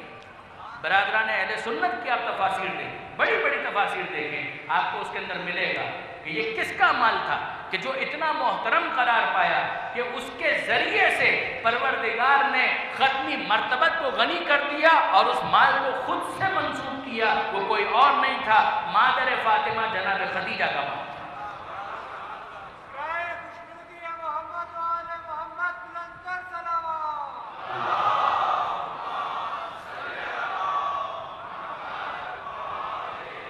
آپ نے غور فرمایا برادران عزیز، گھر بنانا، گھر بسانا مال کے ذریعے، شریک حیات کے ذریعے سے۔ شریک حیات وہ گھر جو آئیڈیل گھر ہے، علی و زہرا کا گھر، جب مولا کائنات کی تزویج ہوئی ہے، شادی ہوئی ہے جناب خاتون جنت کے ساتھ، سیدہ عالم کے ساتھ، اس کے بعد پیغمبر اکرم نے ایک سوال کیا۔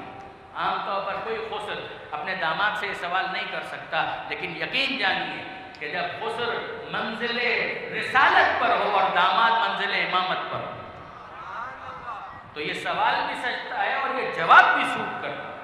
پیغمبر اکرم سوال کرتے ہیں، یا علی کیف وجدت فاطمہ، اے علی یہ بتاؤ کہ تم نے فاطمہ کو کیسا پایا؟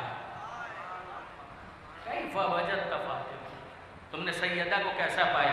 مولا کا جواب سنیے، مولا فرماتے ہیں اللہ کے رسول، نعم العون للعبادہ، میں نے زہرا کو عبادت کے لیے بہترین مددگار پایا۔ بیوی ہو تو ایسی کہ جو عبادت کے لیے معاون اور مددگار بن جائے۔ برادران عزیز، میں عرض کرنا چاہ رہا تھا آپ کی خدمت میں کچھ اور تفاصیل، مگر اب دامن وقت میں بالکل گنجائش نہیں، 5-7 منٹ کے اندر مجھے اپنی بات کو مکمل کرنا ہے۔ آج خاص طور پر جس شہید کا تذکرہ ہمیں کرنا ہے، جناب حر کا تو تذکرہ کرنا ہی ہے،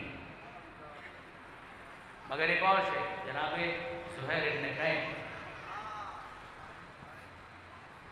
میں عام طور پر جناب حر کا جب بیان ہوتا ہے تو جناب زہیر کا بھی تذکرہ کرتا ہوں۔ یہ ہمیشہ یاد رکھیے گا کہ کربلا میں جناب حر کی ایک خاص حیثیت تھی جس کی وجہ سے ان کا ذکر نمایاں ہوا اور ہونا بھی چاہیے۔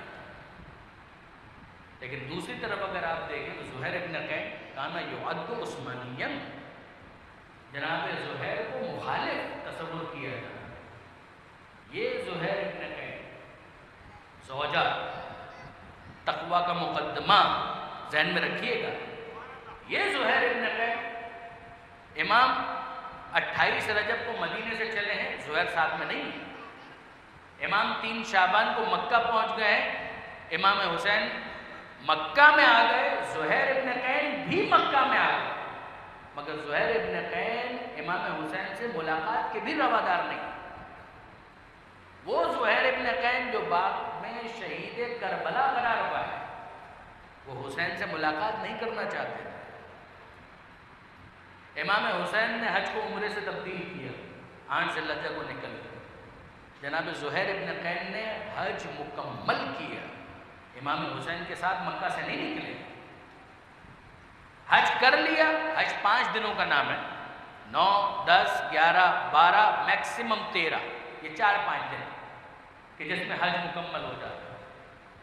زہیر ابن قین نے حج کر لیا، زہیر کی فیملی ہے، چند دوست ہیں کہ جو زہیر کے ساتھ ہیں، ان کا سفر تیزی کے ساتھ ہو رہا ہے۔ امام حسین کے ساتھ قافلہ ہے، وہ قافلہ ہزاروں پر مشتمل نہ ہو لیکن بہرحال ایک بڑی تعداد ہے، لہذا امام کا سفر مختصر وقفے کے ساتھ ہو رہا ہے. اسٹیشن کرنا پڑتا ہے، پڑاؤ ڈالنا پڑتا ہے، منزلیں مقرر ہیں کہ جہاں پر یہ قافلہ ٹھہرایا جائے گا. جس طرح سے عام طور پر قافلوں کے ساتھ ہوتا ہے، اسی طریقے سے امام حسین کا قافلہ مختلف جگہوں پر ٹھہرتا ہوا آگے بڑھ رہا ہے. زہیر ابن قین کا قافلہ بھی ٹھہرتا ہے مگر نسبتاً تیزی کے ساتھ آگے بڑھ رہا ہے. یہاں تک کہ ایک ایسا وقت آیا کہ امام حسین کا قافلہ اور زہیر کا قافلہ ساتھ ساتھ ہو. زہیر کو پتہ چلا کہ جہاں پر میں پڑاؤ ڈالنا چاہ رہا ہوں وہیں پر حسین ابن علی کا قافلہ بھی ٹھہرا ہوا ہے. زہیر کہتے ہیں کہ یہاں پر ہمیں نہیں ٹھہرنا، ہم اگلی منزل کی طرف جائیں گے. ایسا نہ ہو کہ حسین سے ملاقات ہو جائے. زہیر کی پالیسی کیا ہے؟ زہیر کی پالیسی یہ ہے کہ نہ حسین کا ساتھ دینا چاہتے ہیں، نہ حسین سے لڑنا چاہتے ہیں. نہ یزید کا ساتھ دینا چاہتے ہیں، نہ یزید سے لڑنا چاہتے ہیں. نیوٹرل رہنا چاہتے ہیں. حق اور باطل کے اس معرکے میں نیوٹرل رہنا چاہتے ہیں. زہیر آگے بڑھ گئے. پتہ چلا کہ یہاں پر امام حسین کا قافلہ نہیں ہے، یہاں پر پڑا ہوا ہے. پھر اس کے بعد پتہ چلے کہ امام حسین نے اپنا قافلہ یہیں پر ٹھہرایا ہوا ہے تاکہ یہاں پر ہمیں نہیں ٹھہرنا، ہم اگلی منزل کی طرف جائیں گے. یہاں تک کہ ایک ایسی منزل آ گئی کہ اگر یہاں پر پڑاؤ نہ ڈالیں تو اگلی منزل بہت فاصلے پر ہے، بہت دور ہے. لہٰذا زہیر نے کہا کہ اب تو مجبوری ہے، معلوم کرو حسین تو نہیں ہے یہاں پر. کہا کہ ہاں حسین ابن علی نے بھی اپنا قافلہ یہیں پر ٹھہرایا ہوا ہے. زہیر کہتے ہیں کہ اب مجبوری ہے، یہیں پر ٹھہرنا پڑے گا. خیمے لگا دیے گئے. زہیر کے دوست احباب وہ اپنے اپنے خیموں میں چلے گئے اور زہیر ابن قین اپنے مخصوص خیمے کے اندر اپنی زوجہ کے ساتھ کھانا کھا رہے تھے. ہاتھ میں نوالا تھا. خیمے کے پردے پر کسی نے دستک دی. صدا لگائی کہ میں حسین ابن علی فرزند رسول کا پیغام لے کر آیا ہوں زہیر ابن قین کے لیے. زہیر کے ہاتھ میں جو نوالا تھا وہ گر گیا. زہیر وہ نوالا اپنے منہ لبوں تک حلق تک نہیں لے جا سکے. ارے یہی تو وہ چیز تھی کہ جس کو میں اوائڈ کرنا چاہتا ہوں. انہیں معلوم ہے کہ حسین ابن علی کا پیغام ہے تو شاید ملاقات کا پیغام. زوجہ حجاب میں تھی. کہا قاصد سے کہ اندر آؤ. قاصد آیا اور اس قاصد نے کہا کہ فرزند رسول کا پیغام ہے، وہ تم سے ملاقات کرنا چاہتا ہے. زہیر ابن قین کوئی جواب نہیں دیتے. اس موقع کوئی جواب نہیں، خاموش رہتے. یہاں تک کہ وہ زوجہ کہتی ہے کہ ارے فرزند رسول تمہیں بلا رہے ہیں، جا کر سنو تو صحیح کہ وہ کہنا کیا چاہتے ہیں. عزیزان ایسی زوجہ ہو تو تقویٰ کا مقدمہ فراہم ہوتا ہے، ورنہ زہیر ابن قین کربلا کے شہداء میں شاید شامل بھی نہ ہوتے. جا کے سنو تو صحیح، فرزند رسول تمہیں بلا رہے ہیں، تم جواب بھی نہیں دو گے. یہ باتیں ہو رہی تھی. ایسے میں اس قاصد نے آ کر کہا کہ میرے لیے کوئی پیغام ہے، کب تک تمہارا انتظار کروں. زہیر نے کہا کہ نہیں آپ چلیں، میں پیچھے پیچھے آ رہا ہوں. فرزند رسول نے بلایا ہے تو میں ملاقات تو ضرور کروں. زہیر ابن قین گئے امام حسین کے خیمے میں، ملاقات کی اور جب پلٹ کر واپس آئے تو اپنے سارے ساتھیوں کو جمع کیا. اب یہ وہ زہیر ابن قین نہیں تھے. چہرے پر ایک عجیب نور ہے، ایک چہرے پر عجیب چمک ہے، ایک عجیب روشنی زہیر ابن قین کے چہرے پر. مسکراہٹ ہوئی. اپنے تمام ساتھیوں کو مخاطب کیا اور یہ کہا کہ بھائی میں نے تو فیصلہ کر لیا ہے کہ میں فرزند رسول کا ساتھ دیتے ہوئے جام شہادت نوش کروں گا. تاریخ میں نہیں ہے، کم سے کم مجھے نہیں ملا کہ امام حسین کے ساتھ زہیر کی کیا گفتگو ہوئی، مگر یہ فیض نظر کہ حسین ابن علی نے بات کی اور زہیر منقلب ہو گئے اور کہتے ہیں کہ میں نے فیصلہ کر لیا ہے کہ میں فرزند رسول کے ساتھ اپنی جان قربان کروں گا. تم میں سے جو میرے ساتھ چلنا چاہے بسم اللہ، ورنہ تمہارا راستہ الگ، میرا راستہ الگ. اب ایک جملہ کہا زہیر ابن قین نے، وہ بڑا عجیب تھا. زہیر کہنے لگے ارے میں نے تو یہ بھی نہیں پہچانا کہ فرزند رسول نے مجھے کتنی عزت دے دی، وہ قاصد کون تھا؟ مجھے بلانے کے لیے فرزند رسول کسی عام شخص کو بھی دیکھ سکتے تھے، مگر ہائے فرزند رسول نے میری کتنی عزت بڑھا دی، مجھے بلانے کے لیے کسی اور کو نہیں، اپنے فرزند شبیہ پیغمبر علی اکبر کو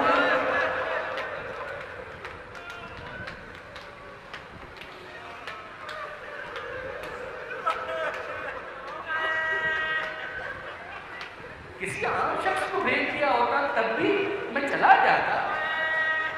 اتنی عزت۔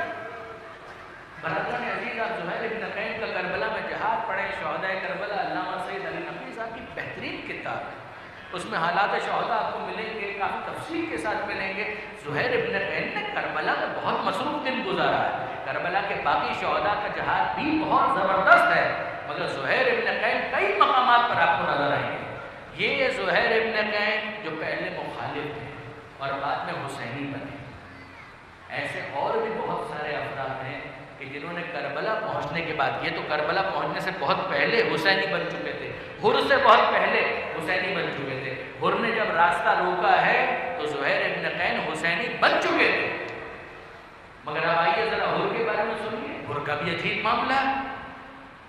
ہر کیا دل میں کہیں کسی گوشے میں مودت اہل بیت موجود ہے؟ جواب جی ہاں، بالکل ہے، مگر کیا وہ اتنی پختہ ہے کہ اس کے بعد یزید سے فاصلہ اختیار کیا جا سکے؟ جواب جی نہیں۔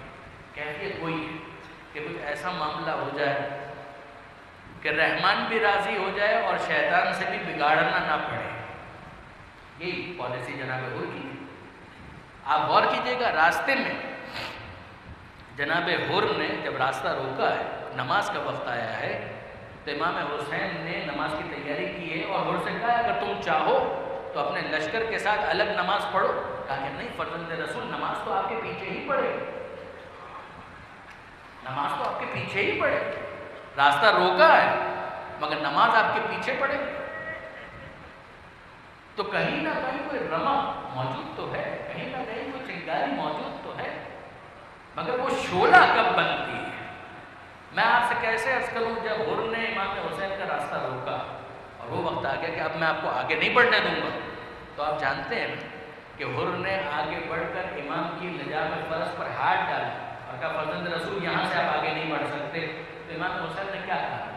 اے ہر سکلت کا کا یا ہر، اے ہر تیری ماں تیرے ماتم میں بیٹھے۔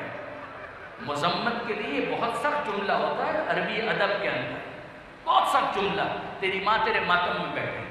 ہر نے کیا کہا؟ ہر کا جملہ بتا رہا ہے کہ ہر کے دل میں کہیں نہ کہیں مودت اہل بیت موجود ہے۔ ہر کہتا ہے فرزند رسول آپ نے تو میری ماں کا نام لے لیا، کوئی اور ہوتا تو شاید میں ٹیٹ فار ٹیٹ اسی طرح سے جواب دیتا، مگر فرزند رسول آپ کی ماں تو وہ ہے کہ جس کا نام میں بغیر وضو کے اپنی زبان سے ادا ہی نہیں کر سکتا۔ میری تو یہ مجال نہیں، میری تو یہ ہمت نہیں کہ میں سیدہ عالم کا نام بھی لوں۔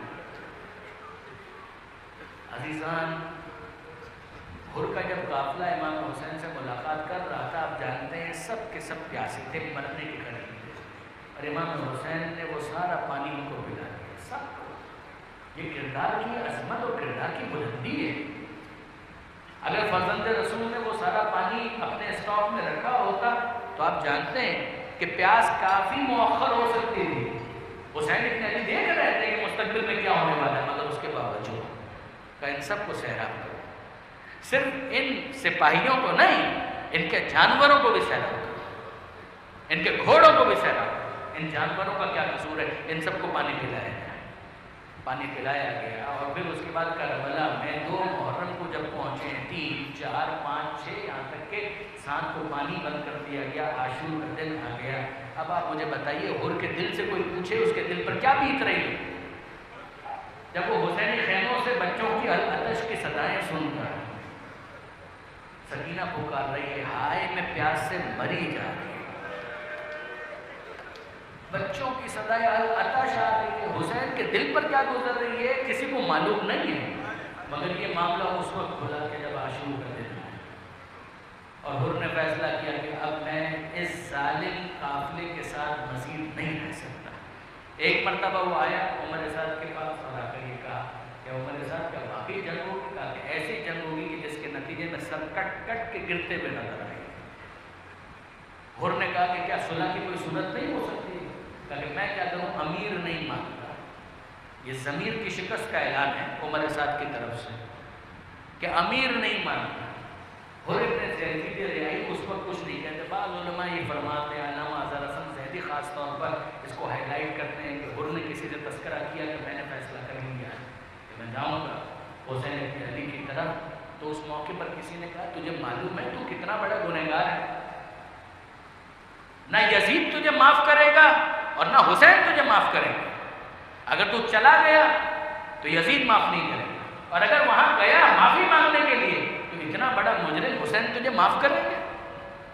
یزید نے کہا کہ بہرحال میں حسین کے پاس ضرور جاؤں گا، یہ کریم ابن کریم ہے، یہ علی الزہرا کا بیٹا ہے، یہ محمد مصطفیٰ کا وارث ہے۔ علامہ اظہر حسن زیدی صاحب کے الفاظ میں آپ کے سامنے عرض کر رہا ہوں کہ حر نے کام کیا، گھوڑے پر نہیں آئے، پیدل آئے، اور پیدل آئے اور جیسے جیسے سامنے والوں کا قافلہ، حسینی قافلہ نظر آ رہا ہے، خیمے نظر آ رہے ہیں، ایک کام کیا، اپنے ہاتھوں کو اپنے رومال سے باندھا۔ وہاں سے جب دیکھا حضرت ابوالفضل عباس نے، حبیب ابن مظاہر نے کہ کوئی آ رہا ہے، تو گمان ہوا کہ کہیں حملہ کرنے تو نہیں آ رہا، سب اپنے گھوڑوں پر بیٹھے اور آگے بڑھے۔ امام حسین خود گھوڑے پر تھے اور آگے بڑھ رہے تھے۔ کہا کہ نہیں عباس آہستہ، حبیب ابن مظاہر آہستہ، کوئی اقدام نہ کرے، میرا مہمان آ رہا ہے۔ جناب حر اپنے ہاتھوں کو باندھ کر، یہ بہت مشکل کام ہے اپنے ہاتھوں سے خود اپنے ہاتھوں کو باندھنا، مگر اپنے ہاتھوں کو باندھا اور دور سے کہا اخطأت یا ابن رسول اللہ، اے رحمت للعالمین کے فرزند، دنیا کا سب سے بڑا گنہگار آپ کی بارگاہ میں آ رہا ہے۔ قریب آئے اور آ کر اپنے آپ کو حسین کے قدموں میں گرا دیا، حسین کے پیروں کو ہاتھ لگایا اور کہا اخطأت یا ابن رسول اللہ، فرزند رسول بہت بڑی خطا ہوگی، بہت ہی بڑی خطا ہو گئی، کیا مجھ گنہگار کی توبہ معاف قبول ہو سکتی ہے؟ کیا میرا گناہ معاف ہو سکتا ہے؟ حسین نے جواب کیا دیا، اے میرے بھائی حر، میں نے تجھے معاف کیا، میرے خدا نے بھی تجھے معاف کیا۔ علامہ اظہر حسن زیدی کہتے ہیں کہ جیسے حسین نے کہا بھائی، بھائی کہہ دیا، وہ دوسرے جتنے ساتھی گھوڑوں پر تھے انہوں نے کہا ہم سے تو بے ادبی ہو گئی، ارے یہ تو حسین کا بھائی ہے، سب کے سب گھوڑے سے اترے، سب گھوڑے سے زمین پر اترے، اور جب گھوڑے سے زمین پر اترے ہیں تو اب کیا ہو رہا ہے؟ حسین تو بھائی کہہ چکے ہیں۔ حبیب ابن مظاہر آگے بڑھتے ہیں، بغل گیر ہوتے ہیں، مبارکباد دیتے ہیں، اے حر مبارکباد قبول کرو، تو نے باطل کو چھوڑا، حق کے راہ پر آ گیا۔ حضرت ابوالفضل عباس نے علم کا پھریرا حر کے سر پر کھول دیا، علم کی ہوا حضرت حر تک پہنچی، عباس علمدار نے اپنے سینے سے لگا کر مبارکباد دی، اے حر مبارکباد قبول کر، تو نے حق کو قبول کر لی ہے۔ سب آتے ہیں اور مبارکباد دیتے ہیں۔ حسین نے کیا کہا تھا؟ میرے بھائی علی اکبر آگے بڑھے، قاسم آگے بڑھے اور کہتے ہیں چچا حر ہمارا سلام قبول کرو۔ یہ جب مبارکباد کا شور بڑھ رہا تھا تو آوازیں خیموں تک گئی اور جناب زینب نے اون محمد کو بلایا، اے اون محمد ذرا ادھر آؤ۔ کہا جی اماں، کہا یہ باہر شور کیسا ہے، یہ مبارکباد کس کو دی جا رہی ہے؟ اب اون محمد کے معصومیت کے جملے سنیے گا۔ اون محمد کہتے ہیں اماں، وہ جو شخص تھا نا جس نے ہمارا راستہ روکا تھا، وہ جس نے ہمارا راستہ روکا تھا وہ تھا نا اماں، وہ اب ماموں کے پاس آ گیا ہے، ماموں کا ساتھ دینے کے لیے آ گیا ہے۔ جناب زینب خوش ہوئی اور کہا جاؤ بیٹا، یہ تو بڑی خوشی کی خبر ہے، اے اون محمد جاؤ، حر کے پاس جاؤ اور جا کر ماموں کہہ کر سلام کرنا۔ جب حسین نے بھائی کہا ہے تو میرا بھی بھائی، ماموں کہہ کر سلام کرنا، اس سے کم نہیں، اور کہنا اماں دعائیں دے رہی ہیں۔ جناب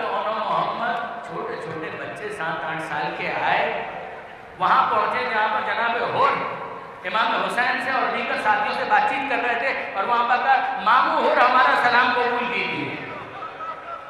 مامو ہور اماں نے سلام کہلوایا ہے اور کہہ رہی ہیں کہ وہ آپ کو دعائیں دے رہی ہیں. ہور کا چہرہ پیلا پڑ گیا. ایک رنگ آتا ہے ایک رنگ جاتا ہے. ہور امام حسین کو مخاطب کر کے کہتے ہیں فرزند رسول آپ نے تو معاف کر دیا, آپ سے مجھے یہی توقع تھی, آپ کریم ابن کریم ہے, توقع تو مجھے آپ سے یہی تھی, مگر فرزند رسول مجھے اچھی طرح سے معلوم ہے جب میں نے آپ کا راستہ روکا تھا نا تو ان بیویوں کی محملوں سے رونے کی آواز آئی تھی.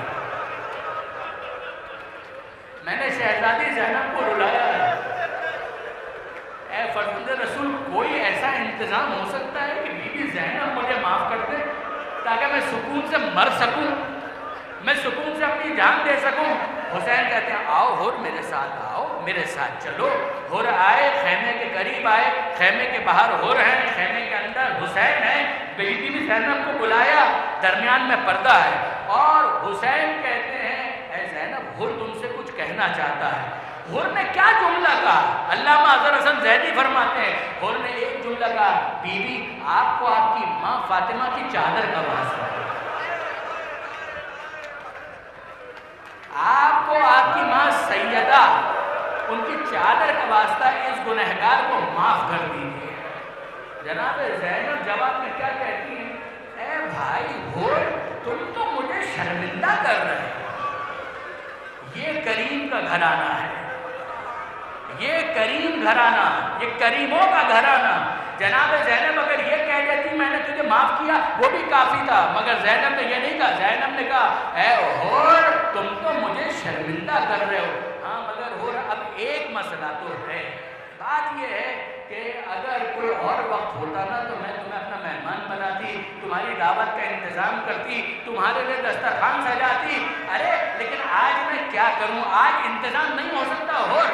لیکن ہور علی کی بیٹی تو اس سے وعدہ کرتی ہے قیامت کا دن ہوگا, میرے بابا کی حکومت ہوگی, علی کی بیٹی تیرے سے وعدہ کرتی ہے کہ تیرے لیے دسترخوان سجائے گی. یہ آج کی دعوت ادھار رہی ہور, یہ آج کی دعوت ادھار رہی. قیامت کے میدان میں جنت میں میں زینب تیرے لیے دسترخوان سجاؤں گی, تیری دعوت کروں گی. یہ آج کی دعوت ادھار رہی. زینب کہتی جاتی ہے, ہور کی آنکھوں سے آنسو بہتے جاتے ہیں, اور اب زینب کہتی ہے ہاں ہور اس دنیا میں رہتے ہوئے ایک کام تو علی کی بیٹی ضرور کرے گی. اگر اس بے حیا فوج نے مجھے مہلت دی اور تم سب کے لاشیں کربلا کے میدان میں ہوئے, میں حسین کا ماتم بعد میں کروں گی. میں مقتل میں آ کر تیری لاش پر یا ہور کہہ کر اے بھائی